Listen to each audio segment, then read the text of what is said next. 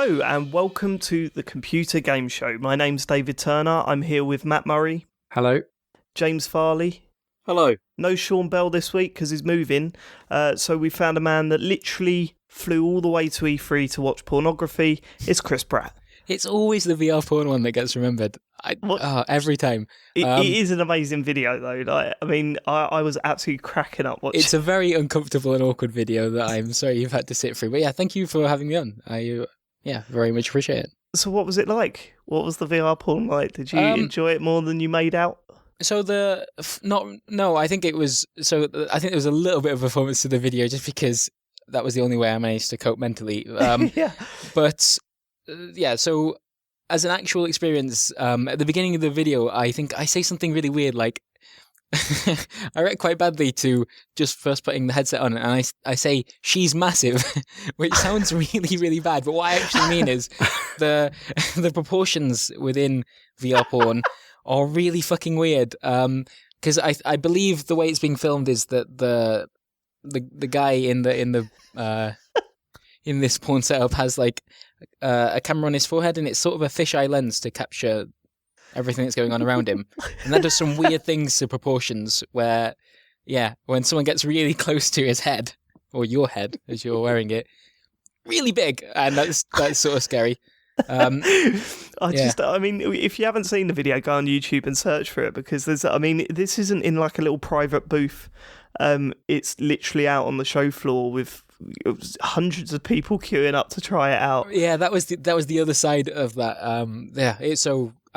We accepted the meeting before we went out there. We just got this random email like out of nowhere. It's like, "Hi, we're Naughty America. We're demoing this thing," and it was so bizarre that we accepted it. And I accepted it, expecting it to be in some I expected seedy. I expected it to be hidden away somewhere in some dark room.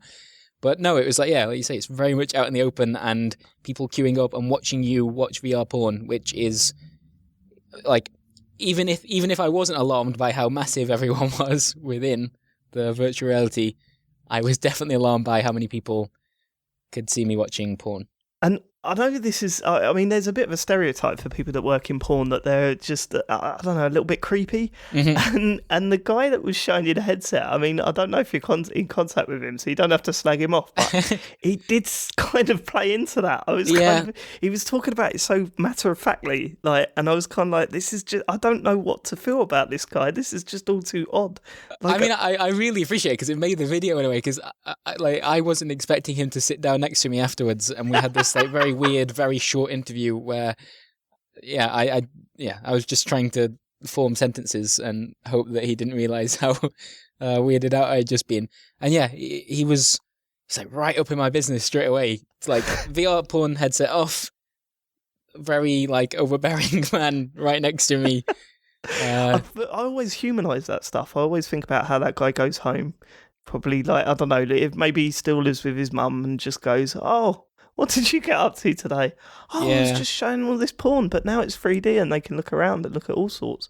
It's just, I don't know, it's weird, just weird. But watch that video; it's an absolute classic. Right, we've got a little bit of paperwork to do? Is that the right way to put it, Matt? A little bit of follow-up? Yeah, a little bit of a follow-up going on, because we've had a number of tweets from people that were complaining about the details you were giving out about the NES controller that Nintendo are selling for their the NES Classic machine. You fucked right up, mate. I don't know where you got... Well, I do know where you got £30 from, because I saw it listed as well. Yeah, you saw it. I think maybe what I said the new NES controller was 30 quid. I think maybe I got that price on the day it was announced, and turns out it's actually only £8 right, so from that's the popular first retailers thing. now. Yep. What's even worse is that for the past few weeks we've been talking about Xbox Live on PC and how Microsoft could make quite a bit of money for that, because they'll want to be selling Xbox Live Gold to PC players. And it was pointed out to me today that our old friend Major Nelson has confirmed that they're not actually going to charge PC players for playing Xbox games online. So all I'm saying is that guy that was moaning about us on YouTube last week may officially have a point now. What did he say? You know fuck all? Yeah. That's how we do know fuck all. That was World End. Yeah, but the point we made was still valid, though. They're still going to make money out of it, even if they're not getting the subscription. How do you mean? What, just by sales of Just by software? selling games. Yeah, but I do think that's kind of weird that you got PC players that are going to have the same benefits as Xbox One owners, and they're not going to have to pay for it. I don't know how they're going to work, how they're going to twist that into a good thing. I mean, they already seem to be trying to by going, we're not going to charge you PC gamers, but then isn't the Xbox One owners going to go, hold on, should we be paying for this then? What's the deal here? It's weird. Do you know anything about this, Chris? Not really. I did click on so I've just upgraded to Windows 10 and I accidentally clicked on the Windows Store today when I was aiming for something else on my toolbar. And that's how they get you. Yeah, I brought it up and I was like, okay, I'm just going to have a quick glance at what the Windows Store is actually like and what kind of stuff they want me to buy on here instead of going over to Steam, which was actually the next thing in my toolbar that I was aiming for, which was sort of perfect. And it was like, you can buy Quantum Break right now to play on your PC for £45. And then I closed the window, unpinned it from the toolbar. It's a bargain. And went over to Steam. Yeah, it's weird, isn't it? I mean, it's always been very odd. I've always found that very odd when even buying digital stuff on Xbox One, because you'd expect it to at least be the same price as buying it in the shops, but that's never the case, is it? It's always $5 or £10 more expensive, and you just kind of think, well, what are the benefits? At least if I buy the disc, I can sell it on, especially console games and stuff. I know for a long time it was to keep the kind of brick and mortar stores happy because they need them still to sell the Xbox Ones and the PlayStation 4s in the first place. Yeah. Yeah, it feels so outdated now when you see digital products for those kind of prices. I don't know who is buying Quantum Break for £45 on their PC. I genuinely, they can't be selling anything there. And which probably explains why they're trying to make it more attractive and dropping the Xbox Live fees and everything, because they're going up. Like, you just have you ever actually looked at the Windows Store and compared it to what Steam looks like? It is unbelievable. I don't know why you'd ever want to buy games there. No, it's weird, and I kind of see a benefit of actually introducing like a paid system for the PC, not so much to try and challenge Steam, but if they were to bring games with gold to PC and sort of do, play anywhere, even with backwards compatibility stuff, that would be, really good.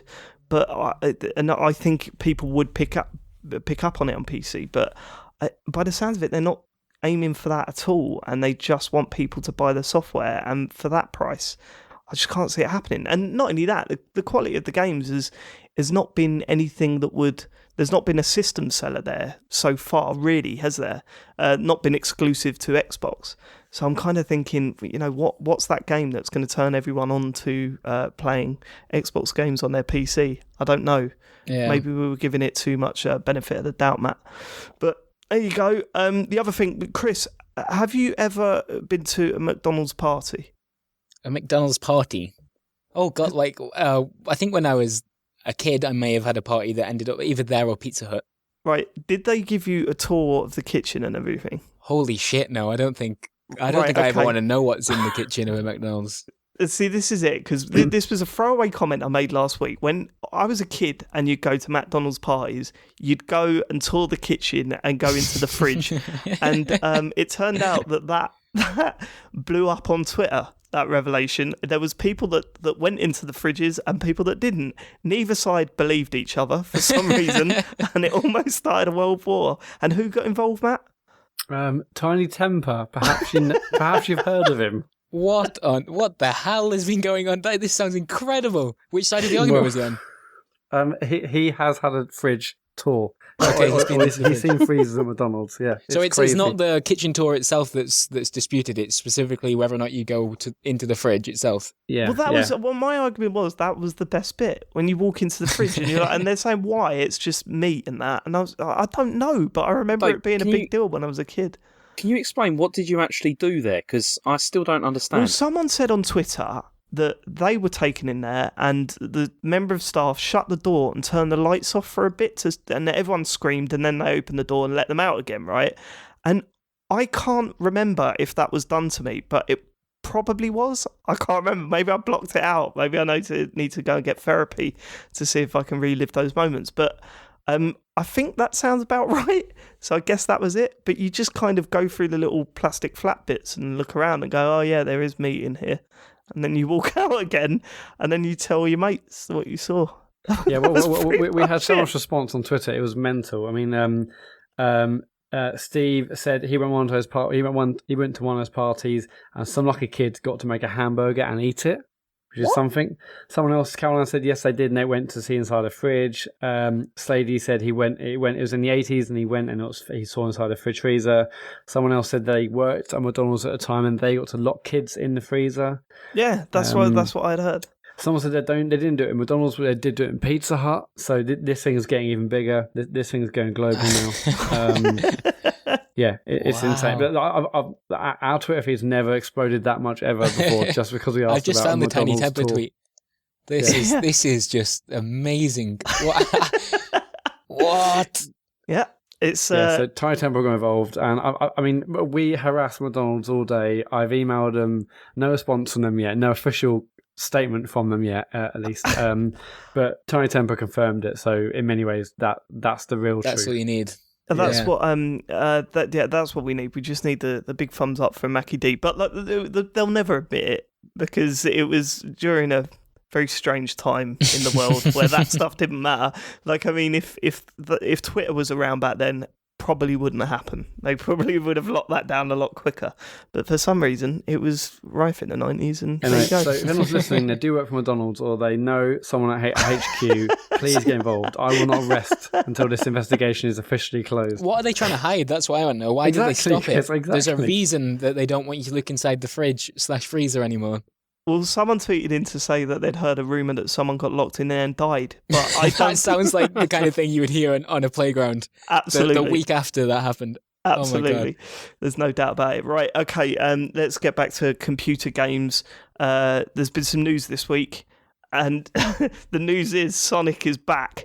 Now, Never went away. I've got so two games were announced. It's the 25th anniversary of Sonic, is it? Is that what they're celebrating? Yeah, of course it is. Yeah, I booked the week off. It's massive time for Sonic fans everywhere.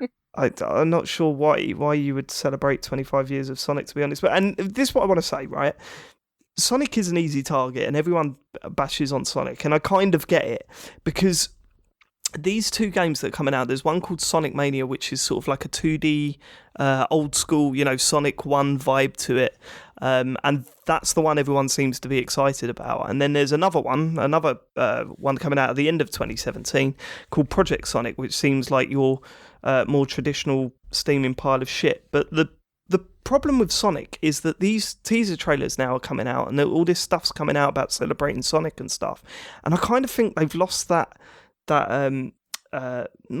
right to sort of play on hyping up their games now. Like, they've put me personally down, because I was a Sonic fan when I was a kid, and I feel they've let me personally down enough times for me not to get massively excited about this. I mean, how many times have we heard that Sonic's going back to its roots? This is going to be it, the big return of Sonic, and then we've played the games and we're like, Jesus Christ, what is this? So I can't. I mean, Matt, you're the big Sega fan amongst us. Like, how did you feel when you saw these trailers? I mean, I'll be honest. So Sonic Mania did look good. It did excite me. It had the old music. It looked like, so essentially Sonic Mania is revamped or redone versions and zones and acts from previous games. With I believe there is some new levels as well. I had no idea that wasn't. Even this isn't a new Sonic game. It's just like old stuff rehashed. But that's weird. I it's genuinely, it's like a remix kind of thing. I genuinely thought it was a brand new Sonic adventure. But it turns out it's not. To be fair though, I'm not that bummed out about that, because I would, if they've redone it all in HD and all that sort of stuff, then I mean I'd play I bloody hope they have. It's just SD. That's fine. Big balls. I don't know. It looked really pixelated and not that great in the trailers. Yeah, but they were. I mean, those trailers weren't. They didn't show full screen gameplay, did they? It looked all of it zoomed in and out for the attitude, to try and get that attitude across. But yeah. So what did you think of the other one? Well, I mean, Project Sonic, the 3D one, I mean, we don't know anything about that. That's not even what it's called. We don't really know much. I mean, a new 3D Sonic game interests me. I mean, I love Sonic Adventure, but was Sonic Adventure good, or was I just young and Sonic Adventure was the not. Dreamcast just like amazing It in my wasn't head, and awful, actually was the it, game was Jack? rubbish. James, it wasn't that bad. The game was good, right? Okay, it wasn't an awful game, but if you go back and play it now, it's pretty terrible. Well, yeah, but I'm actually. sure lots of games are shit if you play them now. No. You think like Mario 64, you can still go back and play that. Yeah, but you're still talking about playable. like the peak of the Yeah, you're talking about genre. one of the best games of all time versus. I know, but versus Sonic Mario Adventure 64. Sonic Adventure is really like not even very playable. It's a mess. Seriously, try. Because the other day I reinstalled Sonic Adventure because it is now on backwards compatibility now. I can't remember. What, on Xbox One? Yeah. No way. Or maybe not. No, I played it on 360 because it was out on 360, and I thought, I'll just try that again. I haven't played that for quite a few years, and I was just shocked, like at how broken, like especially the movement in it is. It's terrible. What about the bit when the whale goes through the dock? Is that not? Yeah, well, that's the thing. It's the first level is good. It's the only one that is actually good. But then also, even in that, it's the kind of thing like you have to keep moving, otherwise you fall through the scenery and all that kind of thing. It's not aged well. It's aged really badly. Chris, were you a big Sonic fan? Are you excited for 2017? I'm afraid I wasn't. I mean, I am very aware that Sonic fans have had a pretty rough time for quite a long time, unfortunately. Pretty much from the transition from 2D to 3D, as far as I understand. And so I'm glad that they've got something. Well, I'm glad Sonic fans can come together and not be sad for a little bit. But it doesn't do a huge amount for me. I never really fell in love with the originals. I'm sorry. He's okay. He's very fast and he's got attitude. That's all I really. He waggles that finger like he just does not care. He certainly does. Yeah. Yeah. I mean, I don't know. Maybe those. I got a lot of feelings from watching that Sonic Mania trailer. Like they're sort of nostalgia come flooding back, and actually, I did like that game back then, but the second one didn't really do it for me. Yeah, I feel like it's the problem as well because all the kind of excitement seems to be around Sonic Mania, which is the throwback and the what looks to be a collection of redone levels from previous games, whereas the actual new Sonic game, Project Sonic, whatever it will end up being called, people are a little more muted about. Is that fair to say? Yeah, I mean, there wasn't that much shown. Shouldn't it be the other way around? Yeah, absolutely. But I think the fact that there's been this sort of line drawn in the sand where the 3D Sonic games were, less successful than the 2D ones. So maybe people are just happy to go back to 2D for a bit. And I mean, people have been crying out for sort of like a HD remake of Sonic 1 and stuff like that. Wasn't there a bunch of fans? They've released like tons of things. Like this is why it's true, that whole idea of like the Sonic cycle of like, we've already, we're going to try it again and we're going back to our roots, like you said, and all that. Like they've done Sonic 1, 2 and 3, no, not 3. Sonic 1 and 2 have been like re-released, like in like sort of not in HD but sort of remastered. And there was also like Sonic 4 as well, which came out, that did so badly that it was supposed to be like an episodic game, but they did episode 1 and episode 2 and then it just stopped. And I think because nobody liked it because it was not very good. Wasn't Sonic Generations meant to be half decent though? Yeah, that was supposed to be pretty good, but that was another like anniversary on, wasn't it? It was like a mix up between. But again, that was another one where like everyone liked the 2D stuff, but the 3D stuff everyone. Oh, that's hated. right. Yeah, it had 3D elements, didn't it? I know the first time I saw that, I was like, oh, not really. But you're right, Matt. I mean, Sonic R wasn't bad. I liked. What was the Sonic game that came out for the Saturn where you could. Sonic Jam. Sonic Jam, that was it. 3D bits in that were all right, weren't they? It was a bit like, and when Sonic was in Knights, that was okay, I guess. I don't know. I don't know if I can love that character again. He's pissed me off so many times, and all his friends are dickheads. But then it's the same with James. That's the other. Yeah, that's the other thing they do though. Is like every time they always say we're not going to put any of like the Sonic shitty friends thing in. And then have they said that? Is that an official quote from the Sega executive? No, it's like shitty friends. Come on, 2017. They always say that they're not going to do it, and then it always ends up where there's a load of new ones or whatever that nobody cares about. It's like, I'd love that if that was on the box, like a little bullet point on the box. No more shitty friends underneath 1 to 2 players. What's the name of his mate who did the fishing in Sonic Adventure? It was Big the Cat. It was Big the Cat. That's the guy. Yeah. Wasn't there one where he got off with a human female? Wasn't that Sonic 2006? Oh god, yeah. Well, I remember that. That was a dark moment for Sonic. There's been a lot of them. There's been a lot of dark moments because it's like they've all been trashed. Come on, let's be honest. I mean, it was good. Sonic 1, 2, and 3, brilliant. After that, it went downhill. Sonic and Knuckles is brilliant as well. Also revolutionary. Sonic CD, that was pretty good. It's just, but basically after the Mega Drive era, it's downhill after that. I know Sonic R wasn't a Mario Kart beater, but me and my friends enjoyed playing that loads. And probably because we had Saturns and we had nothing else to play, but we enjoyed it. What is it? That Sonic Kart game that came out a little while ago. It probably doesn't count, but that was genuinely really good, wasn't it? Yeah, the one developed by Suno. Superstar Racing. Everyone seemed to love that. Yeah. It was brilliant. Yeah, it was a good game. Sonic and Mario Olympics. I mean, there's loads of classics. Do you know what? My daughter was asking me if we could buy that the other day, and because she'd seen it advertised on TV. The Rio one, yeah. Get involved, do it. Why don't you just get the one from the London one and say this is the new one? She won't know, will she? No, she's got wise to this as well though, because she was watching the advert and then she said it looks good, but they may be lying. What? And, she knows. she's got marketing sussed up straight away. Yeah, she's got dad's pessimism already. Yeah, lying fucks. Right, okay, should we move on to what we've been playing? We've got a lot of stuff to talk about for you today, and we should probably start at Pokemon Go, because... It's definitely Pokemon, isn't it? It's not Pokemon, it's Pokemon. It is Pokemon, isn't it? Yeah, totally Pokemon. We haven't got Sean here to correct us every step of the way, so we're just going to have to sort of stumble through it. Chris, you've been playing this? Yeah, it's the biggest game in the world. It's ridiculous. I don't know how it's happened. Why, are you not enjoying it, or you just... I think it's brilliant. So I work for a site called Eurogamer, and at the start of the month... How have we not mentioned that? Sorry. Oh, yeah, sorry. Sorry, listeners.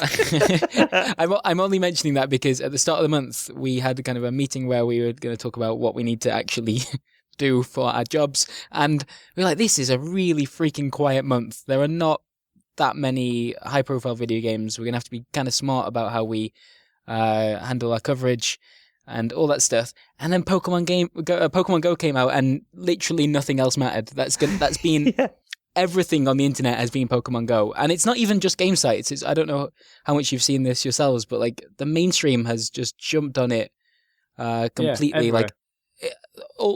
Every major news site is talking about Pokemon Go, and it's sort of incredible. I don't begrudge it for that either. Like I live in Brighton, and there's a lot of people playing around here, and you see it when you like walk back to the flat or you go and get some lunch. There are always people playing. There are always like Pokestops with people that have put laws down, and they're gathered around and just like having a nice time with this fairly social mobile game. If I want to hate it, I can't, because it's just a kind of a wonderful thing. I don't think it's a great game. It's not a great game, but it's an incredible game. How far how much have you done with it? Because I'll be honest with you, no one on this podcast really took to it, and I tried again over the weekend because I was doing a lot of walking, and I could not get into the habit of keep checking my phone and then going off the path that I was walking on. And I suppose it'd be a little bit different if I had people that were also playing it living near me, or say if my boy was a little bit older and he was, you know, had an iPhone, so a lot older, but if he was able to say the word Pokemon, then I could see that as quite a nice thing to say, okay, well, let's pop out and we'll go out together and do this stuff together. And I love that idea. I think that's great that, you know, you can share it amongst family and friends and stuff. But because no one I know is really playing it, and we were walking along as a family, I didn't want to go, just wait here a moment, I've just got to pop over there and try and find something. It kind of felt a bit antisocial rather than the social side that a lot of people are experiencing. But how much have you done with it? Have you tried to take over gyms and stuff like that? Yeah, although Brighton's quite a popular town for it, so I'm starting to, there are like the levels of Pokemon in these gyms is already a little bit too crazy for me. But you're completely right. Like, the reason I am into it is because other people in this office are playing it as well, and in fact, the Eurogamer office, for better or worse, is situated between two Pokestops. If you position yourself just right, you can get both of them without leaving your desk. Nice. And yeah, like that is a massive draw of it. Like, if you catch something cool, it is the draw is that you can talk to people about that and share it. And I think one of the smartest things that Pokemon Go has done is introduce these free teams.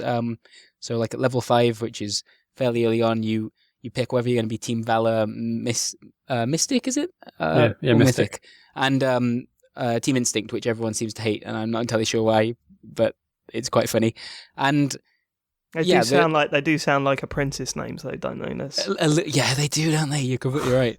And yeah, the characters that like lead them they're all a little bit too Pokemon for me. And yeah, it's really cool. Like in the office that we've all joined different teams or whatever, and we can talk about that. And there are gyms nearby that we can go and try and have a go at together, and that is a big part of it. But What I team have you joined, Chris? I joined Team Valor because Oh, Jesus Christ. each team had like a little spiel to give you to convince you to join theirs. And like, I think Team Mythic were like, Pokemon are wise and that's cool. And we're into wise Pokemon. Team Instinct were like, everything's nice and lovely. And Team Valor were like, Pokemon should be strong and should batter other Pokemon.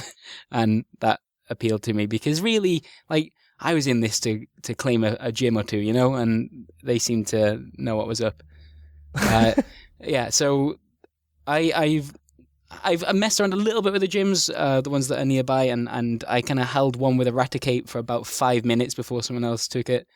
Did you see them rock up next to you with a mobile phone and take it off? No, I didn't, but I did see the person that I took it off, which was really cool, because they were battling. I think one of their friends was taking it off them, and there's a brief moment when it switches over afterwards, and the person that just won was on the same team as me, so I could chuck one of my Pokemon in as well.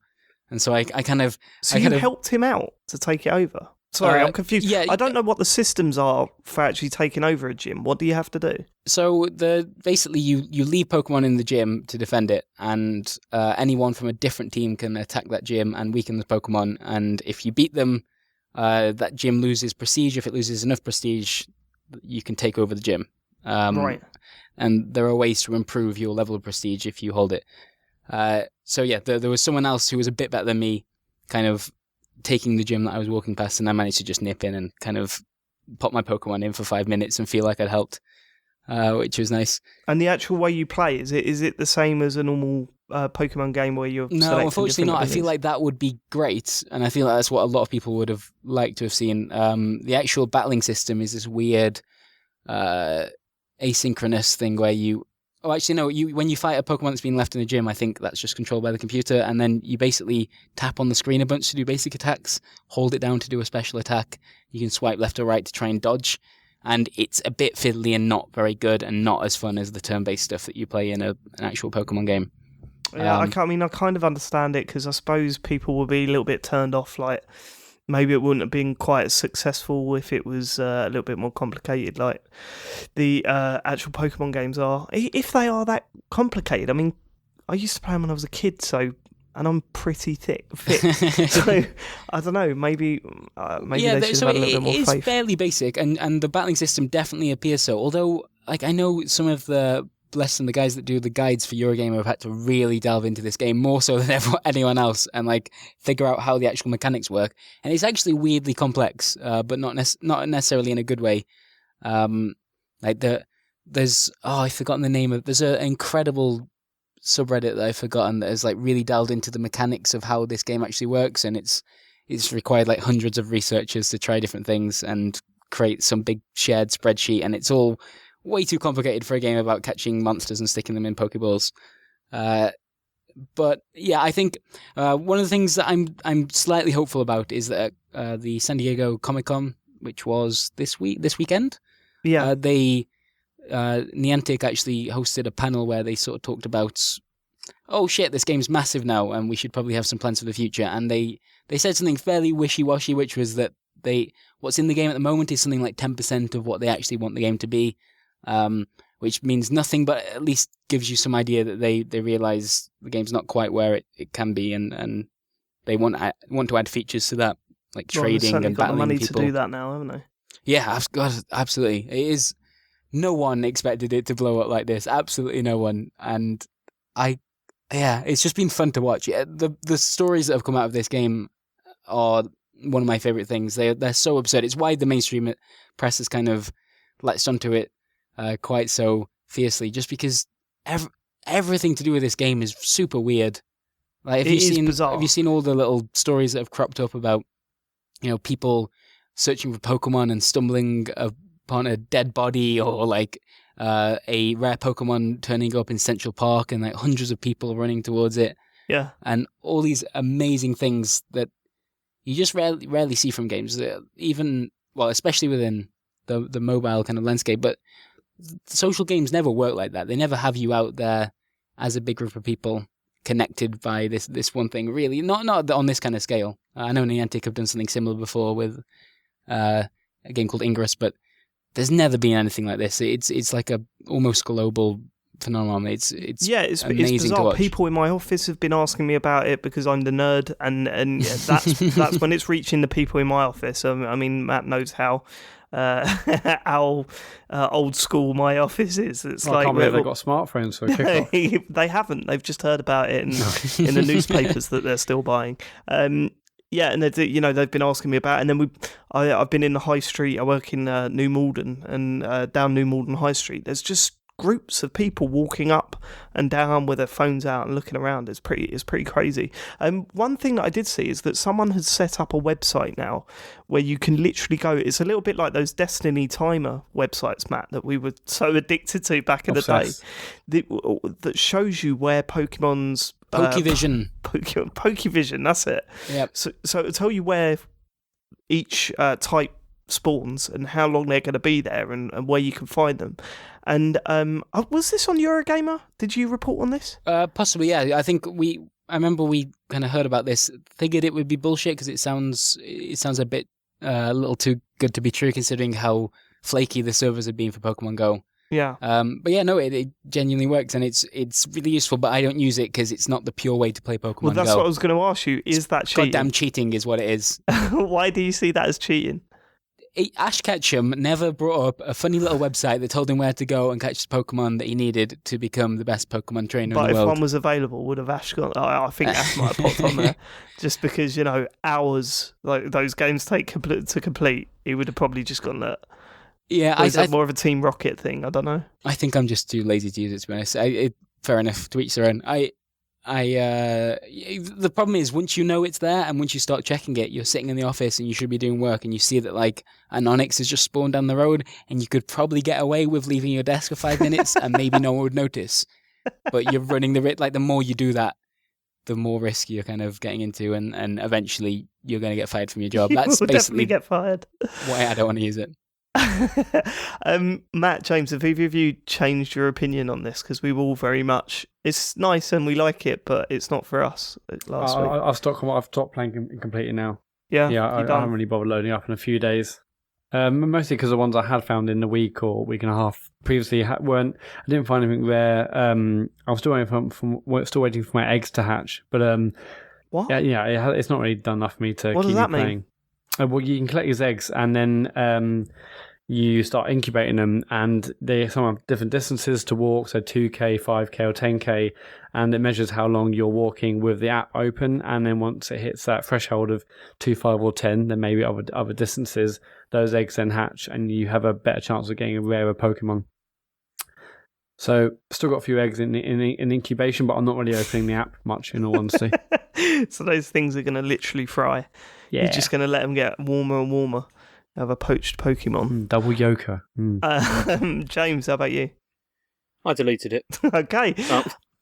So we've been playing, Matt and I have been playing this week, the GTA Cunning Stunts, which is the worst name for any DLC I've ever heard in my life. But we've tried the Cunning Stunts DLC, and it is, I'm surprised by how much fun we had with it. When I first saw the stuff being announced, I was kind of like, this is trying to be Trackmania, and why is it going for Trackmania? It doesn't need a Trackmania mode. It turns out it's nothing like Trackmania. It doesn't really try to be, not intentionally anyway. And no, it's got jumps and stunts, and you can look at it with maybe your eyes squinted and you think it'd be the same game, but it's just literally the fact that it's got slightly crazy tracks that links it to Trackmania. Everything else is very different. Trackmania is one of the best racing games I've played for. This is the PS4 version, Trackmania Turbo, that I played at the start of the year. It's one of my favourite racing games of all time now, and we had a great weekend playing that in 2-player mode and stuff like that. I absolutely loved that game.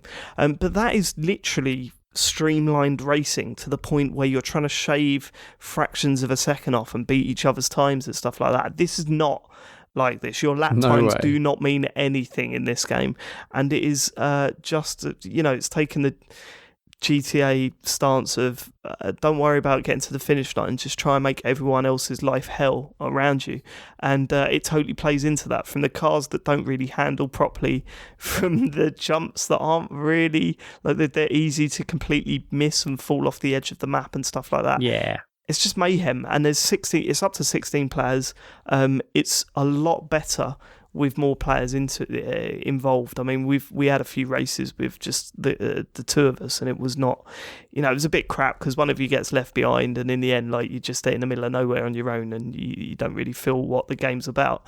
But when there's 16 of you on a track, the moment the counter goes down at the start line and you all head off, everyone just tries to smash each other up. And I don't think I've laughed so hard at a computer game, and mainly because Matt gets so excited about trying to take me. You always know when Matt is just behind you and he's going to try and smash you off the track. It reminds me of when I play hide and seek with Harry and I walk into the room where he's hiding and he's so excited that he can't help but giggle to himself. And he's trying to hold it back, but you can hear his little giggles coming from, admittedly, under the pillow that he's just put on his head. You can see the rest of him, but like, that's how he's hiding. But you can hear him giggling away, thinking, that's the sound Matt makes when he's just about to wipe me off of a corner. It's so satisfying, though. I love it. I mean, I haven't laughed at playing a game this much. I can't remember the last time. I've had like tears in my eyes multiple times over like the 2 or 3 nights we've been playing it. It's just immensely fun, and having 16 of you on a track is absolute mayhem in every part of the track, and knocking people off, or you're missing a jump. It doesn't have the really fantastic sort of car handling model that made Trackmania so good. It's not about that at all, but yeah, it's brilliant. And so you and I, David, played like some 16-player races with obviously just loads of randoms. Yeah. But I can't imagine how fun this would be with like you and like, I'm 15 mates playing this on one server. It would be. Yeah, I mean, I still had incredible. a bit of that. I mean, it would be a lot better with people but I still had those moments where we'd get. What was that guy's gamer tag? Is Tom on XBL or something?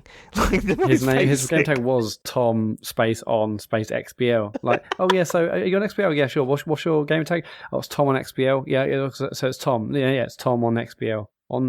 It's Tom on. Yeah, how confusing. Who's on first base? But he took me out like on the first race, and that was it for the next 6 races. He was my enemy. Like, I genuinely wanted to wipe that bloke out every chance I get, and felt good about finishing ahead of him. So I still think there's a bit of that. It's still worthwhile playing just a couple of you and making sure the rooms are full. Definitely. That's fine, but it's I can't imagine what that would be like playing with 15 friends. Like, it's brilliant. And if this was to come out separately, then I could see it being massively disappointing, because it is just more of a farce than it is a technically good video game. But because it's just this add-on to this game you probably already own, it is so worth booting up to play. You know what I mean? Just having, even if it's just 1 or 2 nights, if you use it just for a couple of nights for a laugh or whatever, then fine, because you haven't paid anything for it, and it gets you back in that world for 5 minutes. So, highly recommend it. Have you tried this, Chris?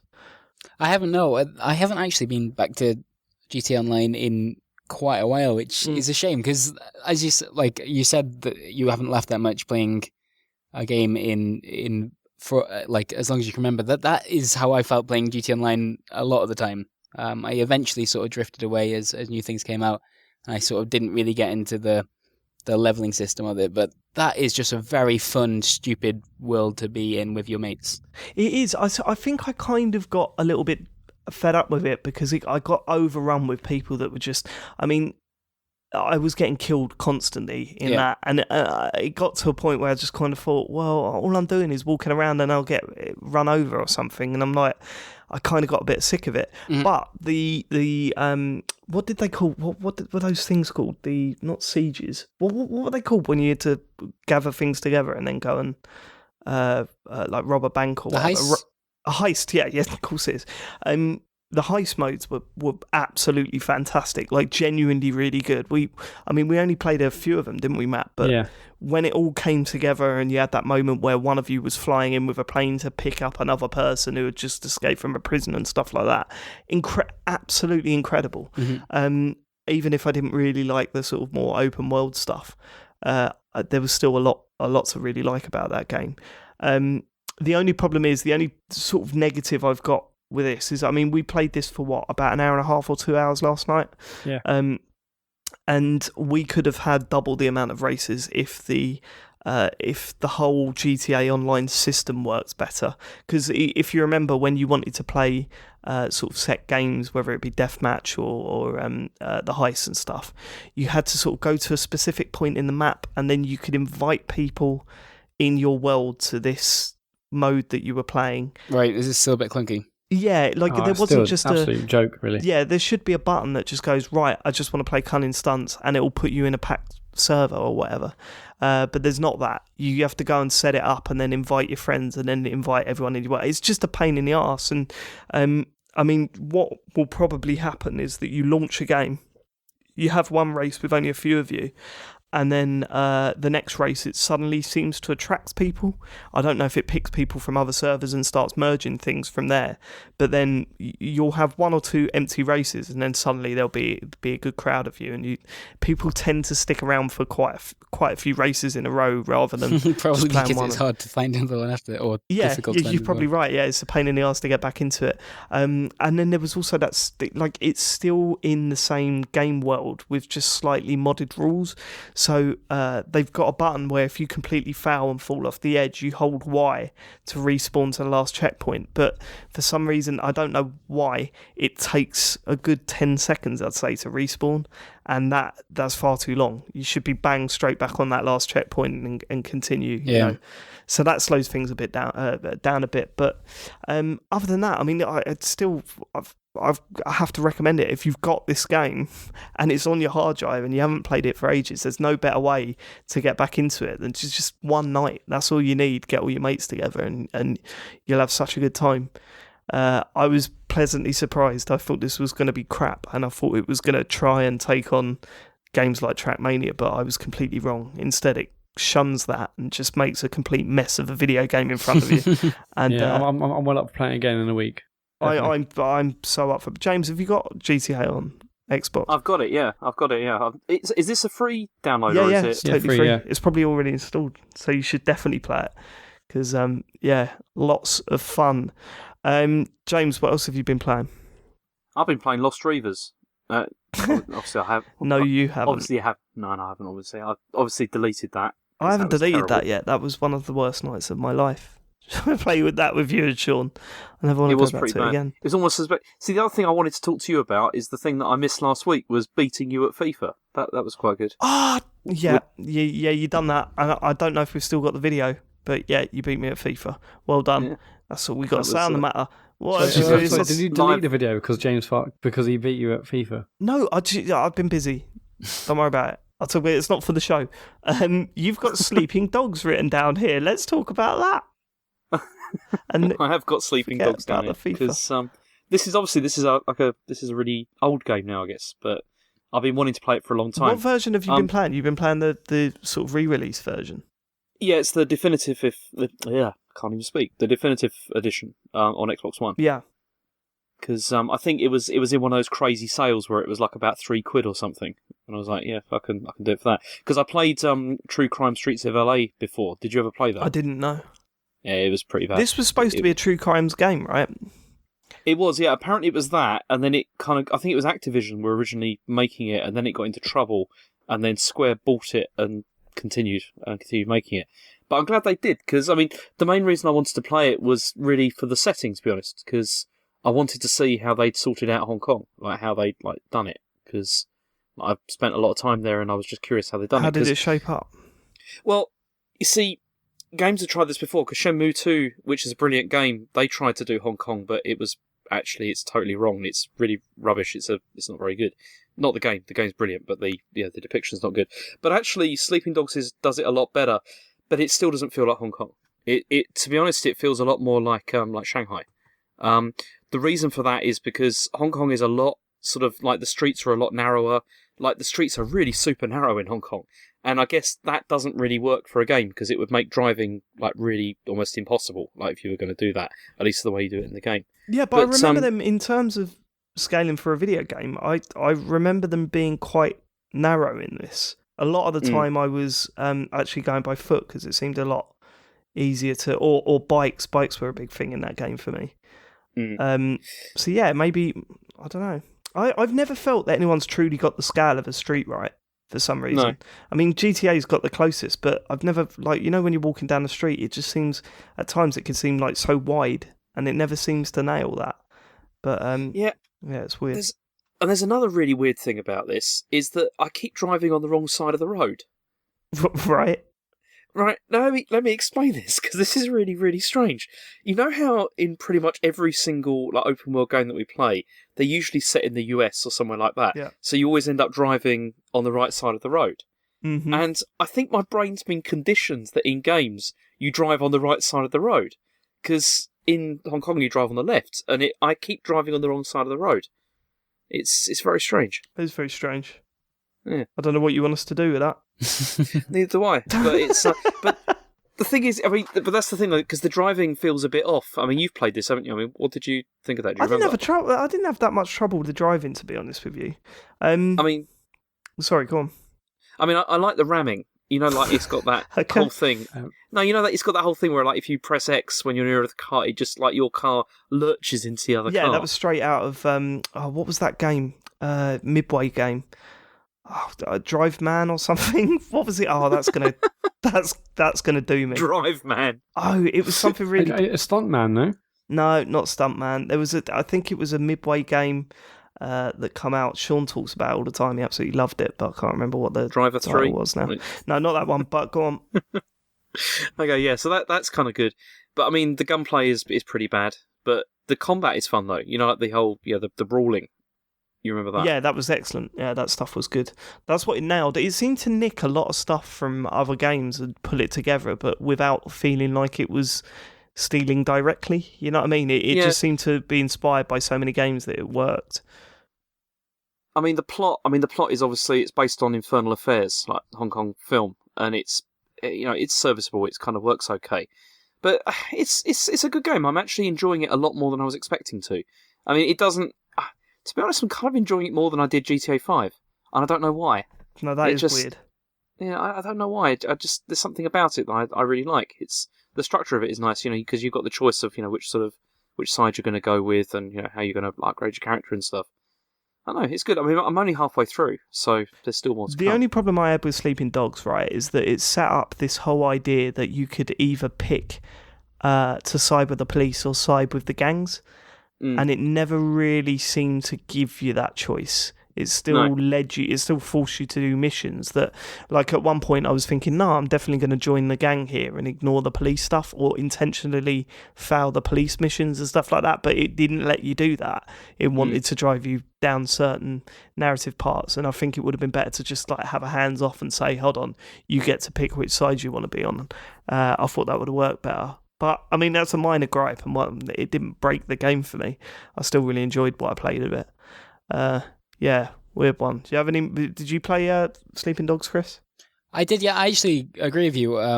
That was sort of the thing that I remember being stuck on a little bit. So this is was it 2012 originally, Sleeping Dogs? That sounds about right. And yeah, I was really looking forward to a good undercover cop story. The Hong Kong setting was obviously... made the game stand out a little bit, but it was the undercover cop angle that I really wanted to get into. And I remember there was a whole narrative about I think the gangs were building you up to make your first kill. And it was going to be a really big moment, but like outside of that you can make kills just in the kind of open world as you're playing, and it's never and the game never really addresses that. And I remember just finding that a little bit strange. I really wanted that moment to feel impactful, because that was like the moment where the main character really has to make a big choice to actually fully commit to this gang lifestyle, and there's this whole kind of weighing up of which side is right and wrong. And I remember being disappointed by that, which shouldn't be a big gripe because it's a big, fun, open world game set in a really interesting, vibrant city. And then, like you say, the narrative shouldn't be necessarily the gripe that you have with that game, but it was for me, which I was a little disappointed by. You're totally right about that, because I remember that, because I've just come past that bit, and there is like lots of sort of like foreshadowing that there's going to be like something that's going to have to happen. They're going to test your loyalty, and going to have to do something. I was expecting it was going to be something like they're going to have one of your police like friends or something like that. You're going to have to kill him or something. Imagine James sitting there getting all excited. Can't wait! I'm going to kill this dude. It doesn't happen because they just go, "Here's a gun, go and shoot those gangsters over there." Yeah, it's like a warehouse, right? That you have to go to, and that you suddenly make like loads of kills, and then it's not really. Yeah. I remember it not really being a problem, whereas it felt like it should be like the defining moment of the game. You suddenly, like if it was a TV show about an undercover cop in Hong Kong, that would be the episode where everything changes. And it felt like the game just treated it like a mission because you shoot people in games, and you need to do that to carry on. That is quite funny to consider that that in a film or TV show where they're building up to the first kill. Yeah, and suddenly you go and wipe out like 8 dudes in a warehouse. That would be brilliant. It is an impressive game though. Like considering like the comparisons it had to face right out of the gate to Grand Theft Auto, I think it does a lot of stuff very well. You mentioned hand-to-hand combat in it is really cool. It may be a little bit too much an emphasis on environmental kills. I remember having to just slam people into glowing objects a lot, but the hand-to-hand stuff was way better than GTA's ever been, and probably ever will be. It's going with that side of the game, and I really enjoyed that. And it's just very stylish. Like the whole, I don't know an awful lot about Hong Kong and what exactly to expect from a game set there, but I remember being impressed by it. It looks cool. Wheelman was the game I was thinking of. That's our Wheelman. Yeah, that was. I remember playing that. What did you say before? What was it? Drive Man. That's not that far off. You were close. Not that bad, is it? I think I should still get praised for that. You got half of it. Man. I got the man bit. Yeah. No, Chris, you've got another couple of games down here before we move on to Matt. Because before we get to Matt, have you played Life is Strange through to the end? Oh, I haven't, but I realise I've left it too late. So if you want to do spoiler stuff, that's fine. Right. Okay, we'll bring in spoiler bots, so don't worry about that. But first off, let's get to Overwatch because I'm excited to talk about this. I only tried the update last night, so there's some new stuff to talk about. Yeah, I've just realised. So I put Total War Warhammer on my list as well, but I realised what I'm playing is under embargo until Wednesday at some point. It might be the afternoon. Is that a problem at all? No, this show will go up Wednesday. Okay, well, fuck it, it'll be fine. And I can delay it to the afternoon. No, it'll be fine. Yeah, Overwatch is the best game that I've played this year. I'm completely head over heels in love with it. It's so I've played a lot of Overwatch, but I'm not as over heels in love with it as much as like a lot of people. Timur was on last week from GameSpot, and he said that this is definitely his game of the year. You say he's a good dude. He said this is definitely his game of the year, and I'm not getting that vibe from it, but I am still really enjoying it. So what is it that's sort of raised it to that level for you?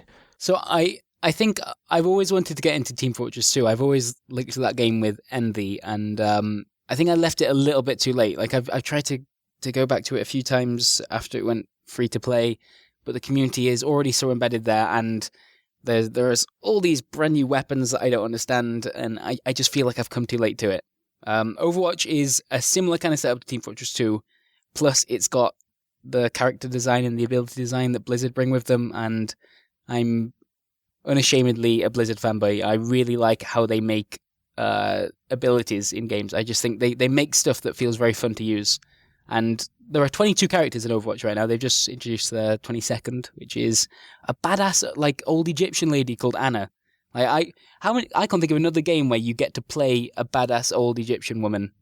I wish I could come up with one off the fly. Right? Yeah, and they, like, she is just undeniably cool. And sure, the characters in terms of their backgrounds and whatever, they have sort of, they're walking a line of kind of stereotypes of certain countries or whatever, or I think they describe it as like idealistic stereotypes. Whatever, I don't really care about that stuff. The characters are fun to use. The abilities are just really exciting, especially.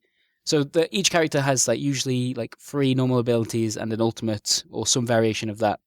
And an ultimate, similar to if you're playing a MOBA, is triggered after a certain point. It'll either have a big cooldown or you need to charge it up. And it's just really like when you feel like the most important person in the game when you press Q and you get to activate something really cool. And they've just nailed that side of the game. So it's Team Fortress 2 with loads more character choice and characters and abilities designed by a studio that I'm in love with.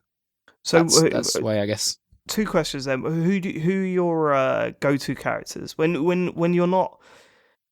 Who are your go-to characters? Who are the ones where you're going, okay, I want to be my favourite now for a bit? Yeah, so yeah, you're right. There is part of Overwatch is that you can switch heroes all the time, and you're supposed to switch to counter the composition of the other team, which is something quite unique to that game. If you can't compare it too much to MOBAs because it is really a shooter or whatever, but that side of it is quite unique that you get to switch mid-game at any point. Yeah, definitely. But if I'm not thinking about the other team or my team or anything at all, I love playing Reinhardt, which is the big tank with a hammer and a shield. I'm playing in a shooter, and it's a guy with a hammer, and he has a ranged ability that he can use every 6 seconds, I think. He should be the most boring character in the world to play. You should never want to play him in a fast-paced shooter like that. But he's brilliant because he feels so impactful to your team. You stand in front of everyone with a big shield, and you are the barrier between things killing them, and you feel like you're having a big role on your team. And then when you get into the combat and when you get close, his melee attacks are really strong. And he has a wonderful charge ability. I don't know if you've seen how Reinhardt plays, but oh god, yeah. Yeah, you can charge across the map, pin people, and it does a bunch of damage once you hit a wall. That is fun to use. And if you find someone that knows how to use him, then you've got no chance. I mean, he is... recently, I've come across some players that are so good with him that he stands out in front of the like, compared to the rest of the team. You're just like, oh my god, he's back. We really need to rethink things again.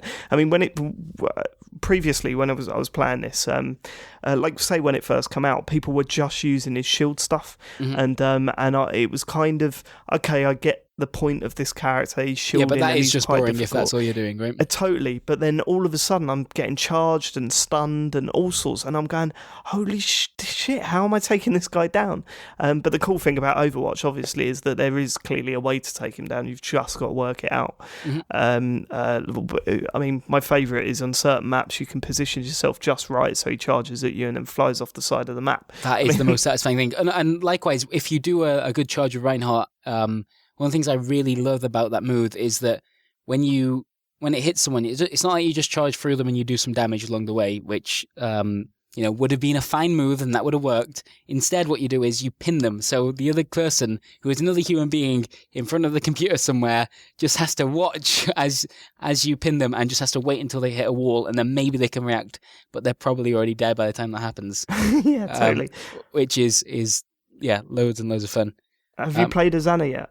I have, yeah. I played her a little bit on the PTR before she was released. I think she was released it was late last week, I think, something like that. She is really freaking weird. So this is I don't know many character setups that have used this kind of template. I think there might be one in Evolve, weirdly enough. It's not a game I played a lot, but she's a support sniper. So she's a sniper character who relies on a lot of fast-paced accuracy, but she's also a healer, so if you shoot someone on your team, it heals them, but if you shoot someone on the enemy team, it damages them. And she has a grenade that she can drop that does the same sort of thing, damages or heals. And her ultimate is probably one of the best ultimates in the game right now, where it gives this big damage, speed, protection buff to whoever you put it on. But the idea of a sniper healer in a game like Overwatch feels really unique. I don't know if I'm good playing as her, but she's fun and cool. All I know is that ever since the update come out and the games that I've played, I've been put to sleep quite often. Yeah, her sleep thing, so that's a sleep dart that it's got quite a big cooldown on it, but it takes people out of the game unless they receive damage for, I think, 4 or 5 seconds. It's pretty considerable. And you can do it mid-ultimate. So wow. if a Reaper or something has just used his Death Blossom, which is this big, really powerful AoE attack that can wipe out an entire team, if you're good, and you have to be good because it's like a one-shot thing and you have to be accurate when you use it, you can just put him to sleep in the middle of it, and it's the biggest insult you could ever give to someone because they've just pressed Q. In their mind, the play of the game music is already going, and they're like, "This is it." They've seen the headlines. Reaper comes in, saves day with big cool ultimate. Everyone loves him. And you just it's the biggest insult because it's just like a nothing ability. It's like you press shift, you aim it, and it's not any big flashy thing. She doesn't there's no big animation to it. She pulls out a pistol, fires a sleep dart, and it just takes them out for a few seconds. Yeah, they've totally played for that. There's nothing more satisfying than hearing half of the sentence, Yes, right, yeah, so it gets interrupted. And you're just like, yes. There's a cool thing actually with that one, Justice Reigns from Above, which is Farah. I'm going to get a little bit nerdy about Overwatch. Farah is Anna's daughter. If you sleep dart her during her ultimate, you know her ultimate, she says Justice Reigns from Above, right? Yeah. Anna says, I think it's something like, it looks like Justice could use a little nap when she puts her to sleep, which is a great little touch. What a touch. Means nothing to anyone that doesn't like Overwatch. Yeah, no, because I don't know much of the stuff, the backgrounds behind the characters. I've never really delved into that, and I don't think I really need to. Yeah, I don't think you need to. I just like they all feel so unique. I'm a D.Va player, whatever. And so this update has been big for me. And I initially heard I sort of read what was coming and just thought, wow, they're actually going to make her more powerful. This is insane. Yeah. And it is insane. I feel even more powerful playing as her now. Yeah, she's really good right now. The only downside with that is that everyone seems to want to play with her at the moment, and the shield stuff, I still don't use that as often as I should do. I mainly only use it when I'm charging, because I find that's quite helpful. But the big one for me is being able to drop your nuke without fear of killing yourself. That's a nice change, isn't it? Yeah, it is a nice change because that nuke become a lot less powerful recently because people really know how to just get away from it these days, which is fine, and it kind of defeats the object if you've got to get away from it. So if you're using it to clear a room, you've also got to clear the way as well. And it didn't really make much sense. But now I can get into a room, get inside a sort of capture zone, set one off, and just stand there and watch as everyone pelts away. And while I start, building up time on that capture zone and stuff like that. Right, yeah, it's the best ability there is for taking a point. It's really cool. Diva is something cool I like about her character. Because of a story that happened recently. She's in the lore of Overwatch. Basically, she is Overwatch is the only Blizzard game set in the real world in the future.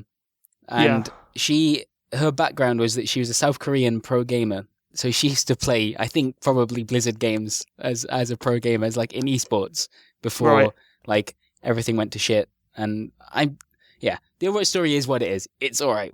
But there was a South Korean lady, I can't remember her name, who, she's pretty much like the real life version of Diva. She got called out by a couple of her male counterparts in South Korea. They didn't believe that she was, I think she was the best player in the country at the time. I don't know if she still is. And they called her out. They said she was faking this and that it wasn't really her playing. And she answered it by getting on stage at an event, playing live to an audience, and the two guys that called her out ended up having to quit Overwatch professionally as a result. Really? Yeah, it's ridiculous. There is actually a real life Diva player playing Overwatch, which I kind of like. Are you suggesting that this is actually going to happen? I think I've just completely bought into another freaking ridiculous Blizzard universe that's full of tropes and bullshit. Again, I said I wouldn't do it anymore. After that Warcraft movie, I said I was done, and I wasn't. I don't know. I'd definitely be interested if there's an Overwatch film, simply because the animations they brought out before it were just incredible. Yeah, there's more coming as well. I think they are their cinematic scene. The Blizzard cinematic scene is ridiculous. I think that's perhaps why the Warcraft movie was as disappointing as it was for me, because their cinematic stuff is so brilliant. You sort of just want a movie that's just that. You just want them to just let that team make the Warcraft movie. Yeah, I suppose the only fear is that, I mean, people invest in these things to get them made and try to convince them and it would that be horribly expensive and completely unfeasible, but I'm a Blizzard fan, so I get to make these unrealistic claims. It's great. Good. And Matt, you've started playing a little bit more. Yeah, What was the name of that character I played this week? Was it Mercy? We have the the healer. Yeah, I really like playing as her. I think I prefer playing as healers than the tanks or the other people I've tried. But yeah, I desperately want to play more and more of that. I know I can feel it's a good game, and I hear people like Chris and Tamor last week talking about it, and it makes me want to play more and more of it. So yeah, I'm going to try and put some more time in this week because I'm having fun, but there's still a lot of systems, a lot of things to get my head around when I should be, dropping ultimates when I shouldn't be, where I should be in the map, and how I should be supporting the team. I'll be honest with you, it's a lot more straightforward than you probably think. Like, it's not as complicated as, say, Rainbow Six or just any, like, I don't know. I think because there's so many characters, it feels like it should be more complicated, but it isn't. You sort of find a character, and then the only thing you really need to get your head around is if something's not working, what to switch to counter it. And that comes eventually, but I mean, you can still have a ball on that game just running around with a one healing people, you know what I mean? It's still good fun to play. I mean, Lucio is just such a good character to play as. Mainly because not only can you heal everyone and give everyone a speed boost, and everyone appreciates when Lucio's about, but you can also like fire this force. What is it? It's like a force push thing. Yeah. And when you're in a level with loads of gaps in it, I mean, you could just wipe out teams just by nudging them off the edge. It's beautiful. And what's funny weird because there isn't really a real progression system, and the games I've played and loved in the past, things like Destiny and even back to like Modern Warfare 2 and also Rainbow Six. I knew I was chasing out a gun or a new sort of skill or something along those lines, but there isn't that, and the loot boxes aren't really giving me anything in the way of a payoff. So that's also a bit of a weird thing for me to. Yeah, sort of I've never been excited about getting anything in those loot boxes. And I hope that they introduce something a little bit more worthwhile as a sort of a bonus. I don't know if that's on the card. Chris, you'd probably know more than I would. Yeah, so they perhaps not in the way you want. They said pretty early on that they will never add anything that you can unlock to the game or you can buy in the game that improves gameplay. So it will always be cosmetic stuff. On the competitive front, there is now a straight up ranked mode. We're in season 1 at the moment, and that's got a little bit more to it. I know, like if you earn competitive points throughout the season, and if you get enough, you can earn golden weapons for certain characters, which I guess shows, unlike the loot box, which I guess to an extent is random and luck. If you've got a cool skin, the golden weapons actually mean something a little bit more. They show that you've played a lot of the ranked stuff and you're pretty good at it. But I think for the time being anyway, they're going to avoid too much in terms of like unlocking perks or anything like that, which I'm okay with. I'm sort of, I like that every game of Overwatch comes down to its like the merits of that game itself and not like what you've unlocked beforehand. Yeah, no, I understand that. I think maybe what I'm saying is that if there was another way to unlock loot boxes, that might be a little bit more interesting. So, say if there was missions and like say in Titanfall, there were certain missions you had to do to get to prestige and stuff like that. Right. And it would be nice to have missions like kill 8 people with a super in one match or something. Yeah, I'd certainly expect something like that to come later down the line. They're definitely looking at Hearthstone as to how they handle a free-to-play game with this kind of stuff, and Hearthstone has your kind of daily quests, which you could definitely see being brought into Overwatch at some point. Yeah, I would love that. I love that. Matt loves a daily quest as well, don't you, mate? You get obsessed with that stuff. It's all about like the assignments in Battlefield and the dailies in Destiny, and I need to have a massive ladder to climb. That's what I'm all about. He loves those ladders. Cool. Right, so that's Overwatch chat done for another week. I'm going to continue playing it because all my friends are, so I might as well stick with it. Although, to be honest with you, I was never thinking about ditching it. That's how Blizzard get you, man. They just get your friends first, and then eventually you'll give up and you'll be an Overwatch fan. Yeah, I mean they've been compared to drug pushers before, haven't they? Mate, for a good reason. For good reason. So Total War Warhammer, what is this? Yeah. So I Is don't it know Total how. War? Have I got that right? Yeah, that's right. Good. I don't know if you guys have played this at all. This is obviously the latest in the Total War series. They have teamed up with Games Workshop to do a Warhammer Fantasy version of the game. And this week, in fact, the podcast is going up on Wednesday. I think on Thursday of this week, they're introducing their first new DLC race. So like the first new edition outside of what came with the base game, which is the Beastmen. And okay, anyone here a Total War fan? I haven't played it. I've heard, they're good, but I've never had the pleasure of playing it. Okay, what type of game is it? It's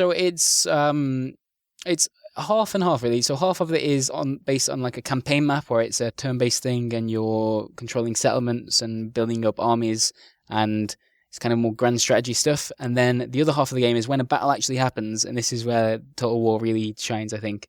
They have these huge real-time battles with the scale of which no one else really competes with. Like you can zoom the camera out and see all these hundreds of varied troops like on a battlefield, and then zoom in and see individuals fighting. No other RTS comes close to that. No one in strategy comes close to like the epicness, I guess, for lack of a better word, of a Total War battle. And yeah, I worry getting into too much detail if you guys aren't huge fans of this series. But yeah, the new race that's being introduced is a really nice addition. It's all about ambushing and kind of not letting your enemy set up a proper formation. It's just very cool. I like that. I like that game a lot. The Total War series has had some issues over the last few years. They perhaps the biggest release they've had up until Warhammer was a game called Total War Rome 2. I don't know if you remember that from a few years ago. No, sir. And basically it was a sequel to a game that's really highly regarded, and it released with loads of bugs and in a really poor shape. It took like a year to fix the game. And we've just got to the stage, I think like 4 years later, where people are finally starting to forgive them for that. So it's nice to just be a Total War fan and not have to apologize for a bad launch. The original Total War had nothing to do with Warhammer before, no? Yeah, that's right. So this is the first time the Total War has historically been about history. It's always been like they've done Rome, they've done Shogun, which is Japan. They've done Napoleonic Wars, the British Empire, and medieval. Like it's always been history based, and they pride themselves in being like really accurate in terms of how the various nations and factions worked and interacted with each other. It's a sandbox thing, so you get to like fuck around with that completely and just like take over the world with like Sparta or something. But the units that you use are, to the extent that they can, whilst also making the game fun, historically accurate. And they're very, very, very impressive games because of that. And finally, they've got to the stage, and I think we've all been waiting for this for a little while anyway, because people have been modding it into their games for years and years. They were like, all right, now we're just going to team up with that other successful strategy nerd game that people play on actual boards in actual rooms with real people. But it costs you a fortune because Games Workshop is quite an expensive place to have a hobby. And yeah, like they teamed up with Warhammer, and we always expected it to be a very, very good match, and it has been, which is a relief. So you say it's like DLC, but does it feel like a completely different game then? It's not really. Like it's a good reason to go back. It's not a huge DLC. There were already 4 races, and then the Chaos as well. So there was already a number of different races you could play as in Warhammer, and this is adding a new one, and they're going to continue to add new ones for quite a while yet. I think they've got some pretty big plans to bring in all of Warhammer Fantasy into Total War over the next few years, and this is the first step of that. But it's been nice to go back. I've been dabbling in this since it released early in the year, and it's a very, very good Total War game with dragons in it instead of like actual historical things that make sense. Unfortunately, everything you're saying is turning me right off. What was that, Matt? Are these games still published by Sega? They used to be published, didn't they? Yeah, that's right. In fact, Sega has just bought the people that made Endless Legend and Endless Space. They also own the people that make Dawn of War. Sega is making a massive push to be like the strategy publisher at the moment. Other than Paradox, like it's those two are the publishers of major strategy games. That's great. So, well, yeah. I need now some lovely new home hardware to release run the this games one. exclusively on. I like that because we talked about earlier, like Sonic is coming back, and Sega, once known for its home consoles and its iconic characters, and now the majority of success is coming through like what used to be hardcore niche strategy games. It's reinventing itself in a way. When are we going to see Total War Sonic? That's what I want to Holy know. shit. That's the one I'm getting. We'll see. Well, mate, they've like if they've done Warhammer, they'll do anything. Who knows? Who knows where they'll go? Is that they've gone that low? Like you genuinely would. There are a lot of different. I don't think Sonic is gonna necessarily be that high up on the list. There are a lot of franchises that you could see working with this stuff. And like I said, Warhammer had been modded into Total War games for as long as I've been playing Total War games. So have things like A Song of Ice and Fire or Game of Thrones, like that. You could see another crossover there, perhaps at some point. Things like the Free Kingdom stuff. I don't know if you guys are into Dynasty Warriors.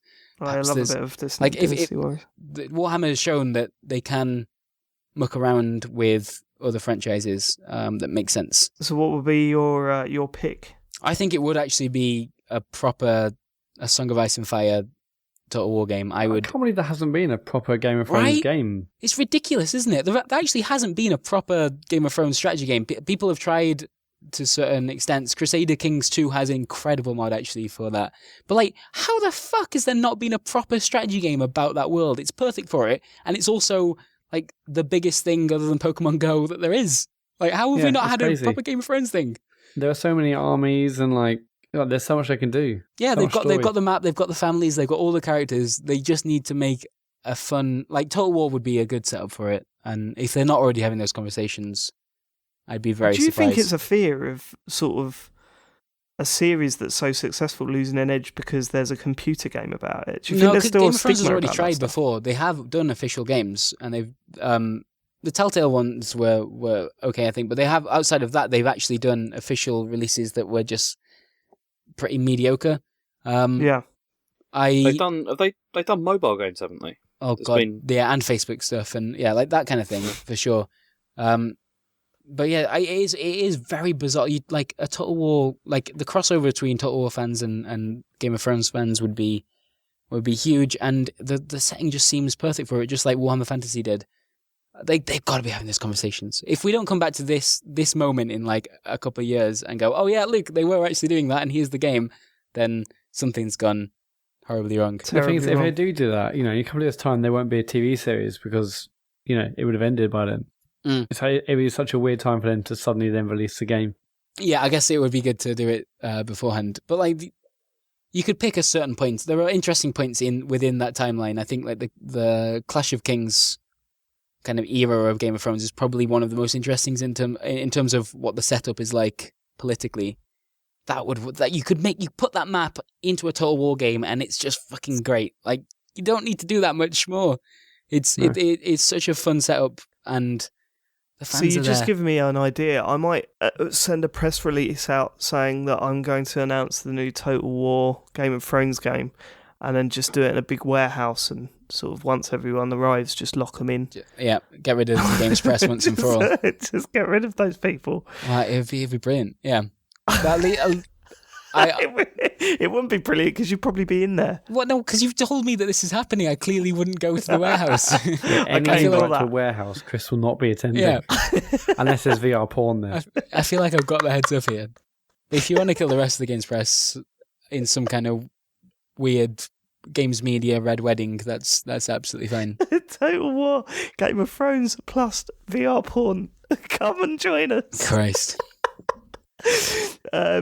Right, okay, we've only got one more game on the list to talk about. This one's Matt, and we're going to have to bring in Spoilerbot. Spoilerbot, you there? Where else am I going to be? All right, mate, yeah, listen, can you tell us how long to... Because we're going to spoil the rest of Life is Strange now. Jesus Christ. You have to be kidding me. Yeah, I know it's old. I'm sorry, but just tell them how far to fast forward. If you are a bellend who wants to avoid spoilers for a year-old game, then fast forward 10 minutes and 12 seconds. Cheers. Right, we're clear. We're in the clear. Matt, you've finished Life is Strange. I've never liked Spoiler Bot. That guy's a prick. Yes, he's a bit mouthy. Life is Strange. So I was really excited to talk about this last week, and then Farley was not here. So anyway, finished Life is Strange. And I loved the last episode. I thought it was fantastic. It is good, isn't it? What now, James? Last time you were on, you said that we had an argument about the last episode, and I can't remember why. Did you not like it? No, I really liked it. We both really liked it, but we chose different endings. Ah, right. Okay, so just Matt, which way did you go? Well, I obviously sacrificed Chloe. Good, obviously, right? Oh, it's the obvious one, James. Yeah, I know. You see, this is the thing, right? Is I know it's obvious, and that's why I didn't do it. Because it's like the whole game. You're such a fucking rebel. No, it's because the whole game they've just been like going on about, this relationship you got with her, you're trying to save her all the time. It's like it just made the whole thing just feel like a pointless waste of time. I was like, no, I'm not going to just like sacrifice my best friend. I'm actually going to sacrifice her stepdad, her mum, all her family and friends. You don't know that. You don't know they're all dead. You don't know any of that. You just walk through the fucking town and there's like limbs hanging out of windows and shit. You know they're definitely dead. You don't see there's like limbs and everything around. Don't you see the No, you just drive through and there's been a bit of a storm. It's like bit of a storm. No, but right. the choice being sacrifice. In my head, the whole town was gone. It would have destroyed the whole town was gone because it's not, if you weren't there, the cafe blows up with her mum in it. Yeah, I know, but did you see the ending where if you choose her, what happens? I think I did, and I remember thinking it was a bit crap. Well, yeah, because you drive through the town, and it doesn't look that bad. No, you don't. You drive out of the town. There's a difference. Oh, you drive out of the town, but it doesn't look that bad. But no, it's because I was just tired of it. That was the thing about that ending, is I didn't like the way it was so binary, like this, like it's like one or the other. And I know that was like part of the point, but it just I didn't want to give in. Your fucking attitude stinks. You know that. You must have been terrible in school. I didn't want to give in to them. I ain't telling you what I know what you want me to do, and I'm not going to do that. Exactly. It's like, you can't force me to do that. I'm going to do what I want. She literally gives you a big speech at the end. It's like a character-defining moment for Chloe, where she's saying, I'm happy to die now. I'm prepared to die because I know that my sacrifice will save many lives. She actually becomes the fully rounded character that we were hoping she would become, and you were like, "Fuck that!" I was like, "I don't care. This is like, I'm not giving this up." And yeah, but yeah, all the stuff in the art gallery and stuff like that, I thought was excellent. What did you think of the dream sequence stuff? I thought it was okay. That didn't it didn't do too much for me, but it was certainly interesting. Yeah, the stealth stuff was a bit weak, I thought, but. Yeah, I still wanted them to go more mental, but just like literally walking around that weird passage where it's just darkness around you and you can see little recreations of the previous scenes. I thought that was interesting, but I think they could have done a bit more of it. I'm not sure what, and it was also just silly stealth sequences for no reason. But that final choice where you have to choose whether it's either Chloe or the town you're sacrificing. I was there for like 5. It might be like 15 minutes actually. It's like, what do I do? Yeah, I told you were a nightmare. I was there for ages. Like, okay, I was literally weighing out all the decisions. Okay, so if I sacrifice the town, everyone's dead anyway. Yeah. Anyway, it was a great episode. And I love the fact they ended with that Foles song, Spanish Sahara. It was a great song anyway. Great song to end it on. And yeah, I thought it was. I've listened to that song loads since. You said you were a little bit disappointed with the game after episode 3, up until episode 3. Do you think it redeemed itself? I think it did redeem itself. I mean, the disappointment came because I feel like I wanted to see more of the present day I wanted to see more of what the tornado was going to do. And obviously there's the constant sort of thing in the background of this tornado was coming, and you only had a couple of days or whatever to get things in place to hopefully save people or not, and really you didn't really see any tornado stuff until right at the end. But I felt I was still satisfied, even though there wasn't much tornado stuff for like 2 or 3 episodes. Overall, I was definitely satisfied. I loved. It was really interesting, sort of going to the diner and talking to I can't remember the guy now, but like the sort of psycho guy who was seeing Rachel for a bit. Yeah, it was interesting seeing him because he was much more human. Yeah, but I mean, Warren was an absolute wet blanket. And when you went to the diner to get the photo you needed to look back into the past, I was like, Warren, just give me the fucking photo. Did either of you guys kiss or hug or ignore Warren? I totally gave him a kiss. Yeah, I gave him a hug. I feel like it was yeah. Such a tease. I think I ignored him. I knew you would. I knew you'd ignore him. Okay, so I mean, there was a lot of moments in that last episode that I think gets overlooked because of how it ends. You know, the fight. Where is it? David has that fight, and you have to help him out and stuff like that. I thought that was a good moment. Yeah. And it's kind of like leaving him there because I was really worried about leaving him in that room. That was it. You had to tell him that. Oh yeah. That what do Chloe you guys was do there? dead. I told him because I kind of thought. I can't just like lie to him about someone in his life not like die. Yeah, It just seemed weird. I didn't tell him because I'd hoped that I would be able to like get it fixed before he'd have to know and go through that heartache. So I didn't tell him, and then Yeah, but that timeline technically still existed, didn't it? So it was kind of like it felt a bit weird. I don't know. I was in a weird space at that point. I didn't know what was real and what wasn't. What was? Yeah. It was a strange one. I didn't know which way it was going to go, but yeah, I worried that he was going to kill himself in that room like straight away, but. So I didn't really want to tell him, but at the same time, I didn't have it in me not to tell him, if you know what I mean. But overall, yeah, it is an excellent game, and I definitely recommend anyone playing it. In fact, I guess maybe it's silly because this is spoiler bot territory, but the first episode is free. So if anyone's listening to this, just out of curiosity, the first episode is now free for everyone. So give it a download and start playing it. I think it's well worth your time. Yeah, for sure. How do you think it shapes up against The Walking Dead, the first series of Walking Dead? I mean, the first series of Walking Dead was just so emotional, and there's like obviously a huge connection between Clementine and Lee, and that was you know, it was just really emotional. Whereas this wasn't really emotional, but I feel like this talks about subjects which are much more interesting. It's hard to say which one did it better. I mean, this one it felt like more of a mature story, even though it's very much just a teen drama. Yeah. So I think they're both doing different things. I mean, obviously Walking Dead had a much greater impact on me than this did, but this is still really, really interesting, and I'm really glad there's a game out here doing this. Yeah, for sure. And I think that stuff's only going to get better. I think people are still perfecting that style of game, and yeah. So speaking about The Walking Dead, at Comic-Con, Telltale announced this thing called, I think it's called Group Play, whereby you and your mates who are playing Batman, and I'm going to assume other Telltale games, you can basically all vote on the choices using your phones in the room. And then there's like, you basically determine on how many people vote for a certain decision. That decision goes forward. So you can all sort of vote together, and at the end of the game, you can see who voted which direction and the percentages and stuff. I hate that a great way of playing it. I hate it. It's simply because I don't know anyone that wouldn't just actively try and fuck over your game at every moment. You know what I mean? There's me all emotionally involved in this story, and I'm getting some punk trying to make decisions for me. I don't like that idea. Okay. I was just thinking, like, if like you were to get like a family and you wanted to play a game, and you know, it's like a nice way of everyone sort of voting. But if everyone in your family is going to fuck you over, Dave, then don't play it. Yeah, no, absolutely. It's what the Turners are like, mate. Yeah. They're all scum. Hang on, so the tornado in Life is Strange isn't a metaphor? No. Shit. No, it's a literal tornado. I've only played the first episode, and I remember seeing the visions of what was going to happen. I was like, there's no way it's an actual tornado. Clearly, this is just to represent some kind of disastrous event that's coming towards the town. Holy shit, there's an actual tornado. Yeah, tornado. and I mean, real tornado. It does represent something. And does it represent a tornado? I mean, yeah, but there's kind of a reason the tornado is coming.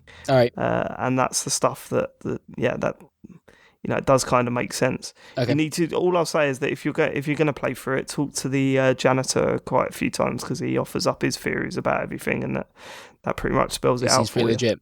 Right. Yeah, he is legit, if not the most creepiest character I've ever seen in a video game. Did you talk to him much, Matt? Yeah, I talk to Jan every day. I love that guy. It's all about the squirrels. It's just very, very creepy. I don't know how he got hired in a school. He was quite. I thought he was going to like know about her powers and stuff because he seemed quite insightful and he seemed weird. He But was just also So weird, quite annoying. insightful. I say extremely creepy. No, because he said some things in the first episode like, "I know you've got powers. I know you can see things." Yeah, but Anyway, he didn't know that. He would have said Michael that. Jackson. He said that to 4 other girls that day, no doubt.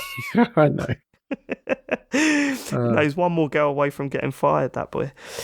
Right, okay, they're the games we played. We've got a ton of questions to get through, so let's try and breeze through as many of these as possible, because I know that we are running a little bit long now. Matt, are you going to... No, it's James, isn't it? James, you got your job back. You're reinstated. Yeah. Let's go through these emails. Okay, so first of all, we've got a special mention to Ryan Hammond for his interpretation of Inside and also the ending.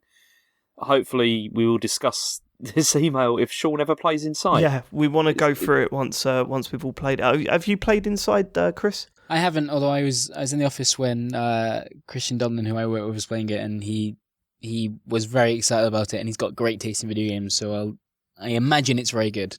Yeah, it's the Breaking Bad of computer games, and what I mean is that if you dare tell anyone that's played Right. it that you haven't played it, they'll go, "Well, you gotta play it, fucking hell!" And they're right. It's good. It's really good. And yeah, someone sent us a few emails with a load of theories they've got by the end. And all I'll say is that when we recorded our little spoiler bit talking about what we thought the whole game was about, that was very early on, and my opinions have changed wildly. And these emails reflect quite a few of the things and I really want to talk about it. You've but I nicked won't. his opinions, haven't you? This guy. I have, This yeah, guy's no, that's emailed in, exactly- and you're like, that's pretty smart. You've Yep. seen through my bullshit. I really want us to talk about Inside the Game because one of David's opinions is fucking mental. I know, it's a good one. I'm It's still weird. trying to make it work, but I'm getting there. It will not work. Right, okay, quick emails, let's go. Okay, so Hayes Red Mist, he says, well, hello there. I don't know where he got that from. He says, here's an email that disappointingly isn't from McDonald's. That's 4 disappointing. questions for you. Number 1, 4. something that's been bugging me. Since you're basically Joypod under a different name, now be honest here, did Egg own the copyright for the name Joypod and threaten to litigate your asses to hell now that he's in an American Trump mentalist? No, is the short answer to that. We didn't call it Joypod because it's not Joypod without Michael, is it? So, there we go. Next question. Okay, despite the kickoffs and misery towards the classic NES Nintendo have released for pre-order, how many of you have ordered it? No one? No. Are you getting one, Chris? I'm not. No, it's a nice little novelty thing, but I don't care enough. I'm sorry. Yeah. It's not for I grown-ups. don't need another NES. No, nor do I. No one needs one. I don't get it. There's question 3. Okay. I'm looking for game recommendations. Lately I've been playing more and more narrative-heavy games such as Until Dawn. Why has there been no spoiler cast for this?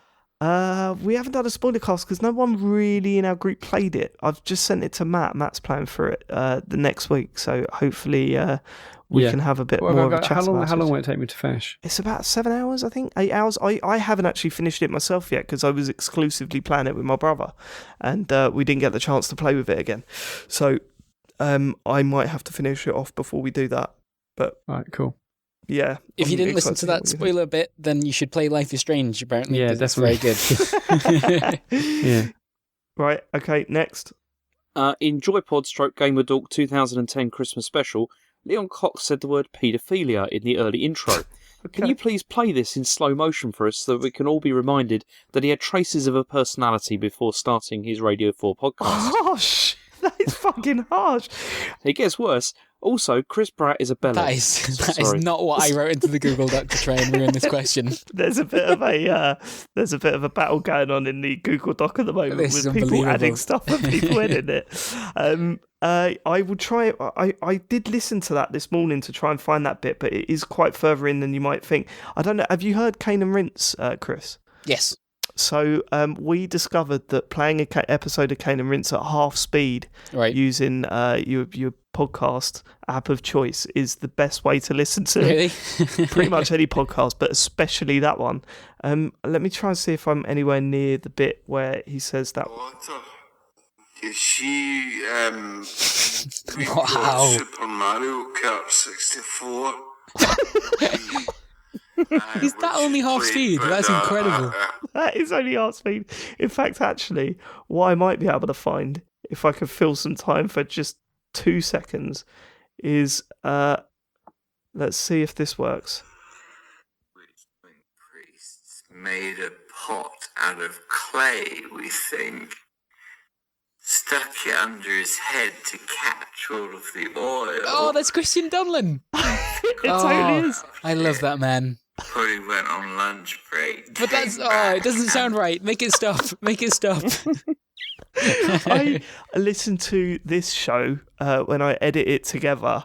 And no, tell you what, I listened to this show through 3 times after we've recorded. One, to check the audio the next day just before I edit it to make sure I pick up all the edits. The second's when I'm editing in the evening, and the next is at half speed because it's the funniest fucking thing ever. There was a bit where James, a couple of episodes ago, where James made a joke and it just did not go over, and there was a little 5 seconds of silence. Increase that to 10 seconds. It's even funnier. Right, sorry, I can't find that specific word. I apologise, but there's a little bit of the 2010 Joypod Christmas special played at half speed. Next email. Okay, so we got Matthew Joseph Woolley says, "Hi, I'm teaching a bunch of 9 to 14-year-olds how to design games this week. I've never designed a game myself, which you think would be a problem, but apparently not.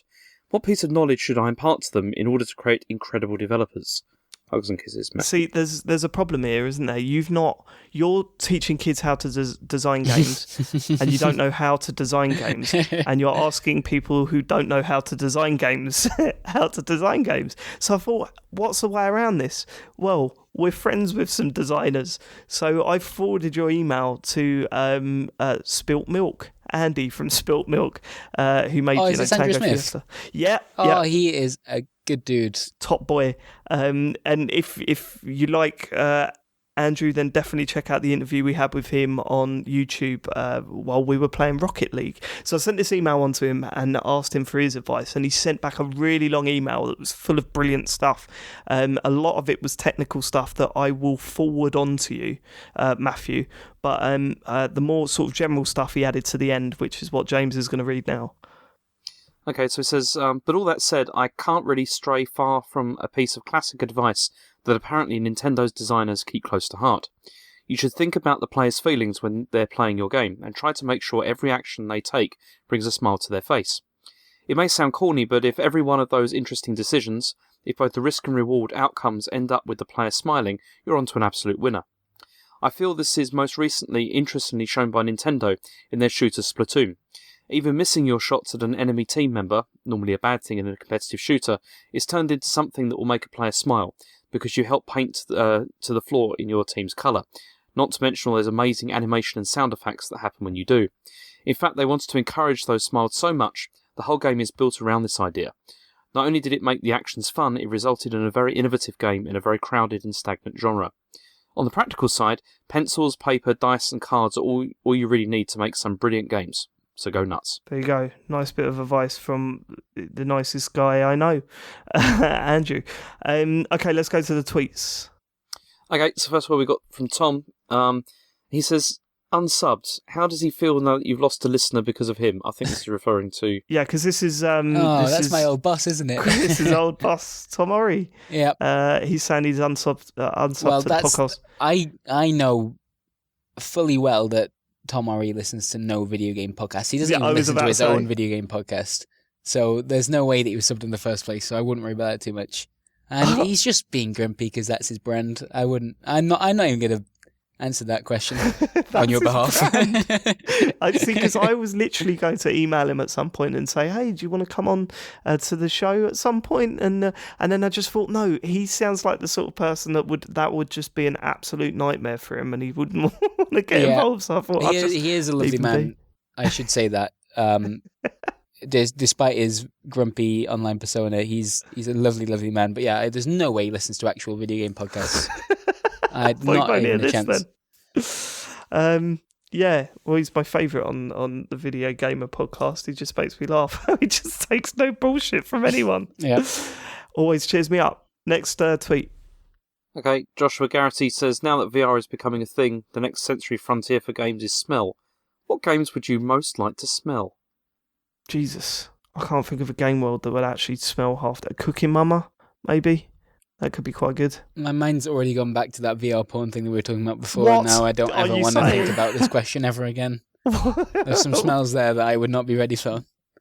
Plenty of lube. What is a nice video game that would smell nice? There's got to be some. Surely Something they're not set all. in like some sort of. I mean, Robo Cod would smell quite nice, wouldn't it? Because it'd just be it'd be fish and penguins, wouldn't it?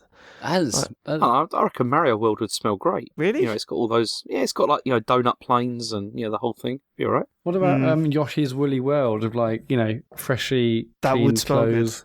good. Yeah, See, that game is disgustingly cute. I'm sure it would smell disgustingly cute. The irony being that no game will smell as good as a freshly opened video game case smells. Like that is the ultimate smell. You open that up and it just, I don't know what it is. It's the same with like certain magazines. You used to open magazines and smell the pages and that, and you're like, fuck, that smells good, man. just me? Okay. No, I hear you. You're right. Magazines definitely, but game case, no. Yeah, game cases, yeah. Not since they got rid of the manuals. No, they still have a good bit of factory in there. I'd love to just work in that fact just to smell all day. But then, get paid next to nothing. Next question. You just made that Martin way too real at the end there. I did, yeah. Okay, question for Bratters. Do you still have an obsession about horses? Also, what's your favourite horse-themed game? Why have you asked these people for questions? I don't have an obsession with horses. I don't even. How did that come about? Come on, tell that story. There's not much of a story. My sister is a show jumper. Right. It's her job. Which means I'm actually not. I don't have the most absurd job out of my family, which is good. Because of that, because that is slightly different than the norm, I guess. And Videogamer, where I used to work, is a very cruel and mean-spirited company. They just latched onto that as a weakness, and it carried on, and it still exists now to this day. Even though I fled the company. You escaped. To answer the second part of that question, which is your favorite horse-themed game? I think horses in video games are usually pretty fucking awful. Most of them control terribly. You can't do handbrake turns, and they're just genuinely annoying. Like Shadow of the Colossus, you're supposed to have this deep connection with the horse that you're riding, right? It's supposed to be a real part of the game. There's, it builds up to a moment later on where you fear for its safety, and it's all emotions, and the horse is great, and it's helped you out. It's fucking horrible to control, and it makes the boss fights way worse than they should be. Horses in games, other than perhaps Red Dead Redemption. That worked quite well. Yeah, genuinely pretty bad. But they only worked quite well in Red Dead because you can hold down X and they'll just run at a decent speed and probably not run into trees. But that's still a probably. Horse was one of the worst things about Witcher 3 for me. Right? Yeah. I did not like him getting constantly caught on a rock. It's just like, mate, come on, Yeah. what are you doing? But yeah, no, you're right. haven't Shadow figured out. Colossus, when it turned up at the end, I was more like, oh, Yeah, no, come not on, mate, again. just jog on. Or trot, or whatever it is that you do. Yeah, I absolutely. Actually, the best thing about horses in Red Dead Redemption, which is gonna sound really fucking weird, is when you shoot them when they're going at full speed. The physics in that game are some of the best horse dying whilst running at full speed animations I've ever seen. That game nails it, and it's the most enjoyable thing to do in the multiplayer. Did you guys play much of the Red Dead multiplayer? Yes, we I did. think I played a little bit at the beginning, yeah. Yeah. You can't annoy a player in a video game more than when you shoot their horse from underneath them whilst they're galloping at full speed. It is perfect. Well, that's something to do now that the game's back on Xbox One. Indeed. Get on that. Start shooting some Just horses shoot in horses. the head. Is this you trying to go so Yeah, I'm opposite trying to fight back against the... Next tweet, James. Okay, so we got to This is from Wes Foster. He says, my workmates are always going on about what I call myself online. Do yours, and have you ever told them your gamer tag? What's he call himself online? Like, you can't just say that and not tell us what the name is. Well, his Twitter name is Robot of Doom. Oh, mate, come on, Wes. Yeah, that is bad. Come on. Sort it out. You know why they're going on at you for that. James, sorry, Matt, tell Chris what your first ever internet name was. Well, I mean, I was young, Chris. Tell him. We all were. 16-bit pixel. Oh. So as you can imagine, a lot of girlfriends. It's not bad. Lots of girlfriends. Yeah. Yep. David's was much worse. Sega dude. Yours was word, David. Yeah, Sega. I love Sega Sega. I dude. should have called myself that. You obviously took it before me. No, I was so adamant that the Saturn was decent. Oh, God, I feel Decent, sorry Dave, for come on. not being more into Sonic earlier on, if that was your username Yeah, once. I was crying. I had to put my mic on. I like mute. their strategy publishing, that's good. Yeah. It's Oh, too at late least now, we've Chris. got Too that. late. You fucked it. Right, okay, let's do one more and then get out of here. Okay. We've got, at what Oh, point not did this one, not this one. Did Well- Bratter's ego get so big that he started calling himself Shaggers? That's from Colin Smythe. Why did you Ah. call yourself Shaggers? Or Smith. Well, clearly, that's not something I've ever done. I I'm not don't sure how know, much 'cause- of a freaking in-joke this is, but I don't know why this happened, but there's a guy I used to work with called Jim Trinker at Videogamer. Lovely man, Scottish, very loud, has bad opinions about Star Trek, and another guy who works at IGN called Gav Murphy, who is Welsh and very sarcastic, and together they decided to make a fake Twitter account, which was like me, but really into shagging. And I guess it's funny because I'm quite an awkward, shy man. I don't know. But there was some juxtaposition there between the shaggers and the Twitter account that I was using. See, I really wish I didn't have to answer this question. I have got a story as well that plays into this question. Okay. Do you not remember? When I we remember met?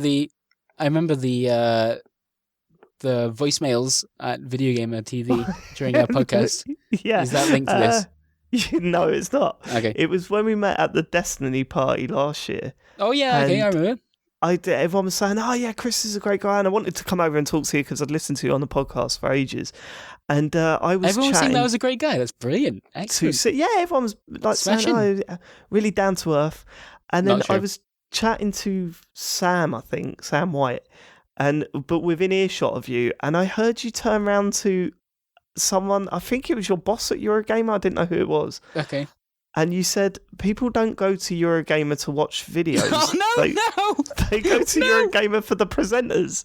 That's what you said. Oh god. Oh, there was some context for this, and I desperately can't remember it right now. That is not. Oh my god. I remember. I stopped to turn around and went, "Did I just hear that right? Are they going for you and not for Eurogamer? Is that what you were saying?" Oh my god. How is this? This podcast is. I hope people have kind of like. They got towards the end. They're like, we'll just tune out now. It's fine. I've got something else to do. I'm not going to listen to the last couple of questions. That is not who I am. Just to be clear, that's not a bullshit story though, Chris. Is it? It isn't. It's completely true. But there was a reason that I said it, and that I really wish I could remember right now. Well, he won't be coming on again, will he? Yeah. I came away from that evening thinking, wow. What a fucking dick. Oh. I didn't. It was just more funny seeing your reaction because, I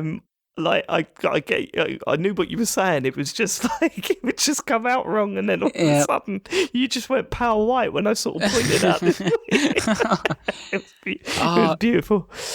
So there we go. We've thoroughly destroyed our guest. Yep, and that is absolutely ruined me. I can't come back from that. Matt, do you want to do the social media shit? Absolutely. Well, this show's on iTunes. It'd be awesome if you could leave a review. 5 stars would be lovely. We're also on Pocket Casts if you're listening to us, or if you want to subscribe on Android. We'd love your emails. You can email the show at thecomputergameshow@gmail.com. We're at ComputerGamePod on Twitter. And we're at facebook.com/thecomputergameshow. Our YouTube channel is a place where you can find these episodes that go up every Wednesday, and any streams, any archive streams that we've done. And we're also on Twitch, but we haven't really done much streaming for a while, in all honesty. That's about it for social. me and David did, but he lost, so he doesn't want to talk So I about didn't it. Oh, was upload this the it. FIFA game that you deleted because you lost? Yeah, it was the ultimate. And we're going to have to do that for every FIFA game, I think. I bet just before the next one comes out, we should just underline it with some sort of live stream thing. But it's 1-0 to James because he done me, which was sickening because that's the first time you've beaten me in about 8 years. I was down to 10 men as well. Oh, no, that was outrageous. But Chris, seriously, all jokes aside, thanks so much for coming on. It's been brilliant to have you on the show. And, thank you. Look forward to all your future content for Eurogamer. Yeah, is there anything you want to plug? Yeah, I work for a site called Eurogamer. We do video stuff, and obviously you wouldn't come to watch the videos because of Eurogamer. You come to watch the presenters. Just know that I'm pointing at myself right now with my thumbs. With both Two thumbs, thumbs. just like Yeah, but right I up did to actually do it with chest. both thumbs. I didn't need to. I'm not in the same room, but I did it anyway. Yeah, no, it's been really nice. Thank you for having me on, and yeah, it's been nice to talk about some cool video games. We talked about some cool ones as well. This has been a good. We good did. chat. We've been all over the place, haven't we? Yeah. Nice. And some old stuff. So, we don't ask you for money. All I'm saying is PayPal. Thanks for listening and thanks for living it. We will see you next week with another special guest while Sean still waits for his internet to arrive in a little box. Goodbye. Goodbye. Oh god, was I supposed? Oh fuck! I was waiting for someone else to say bye first.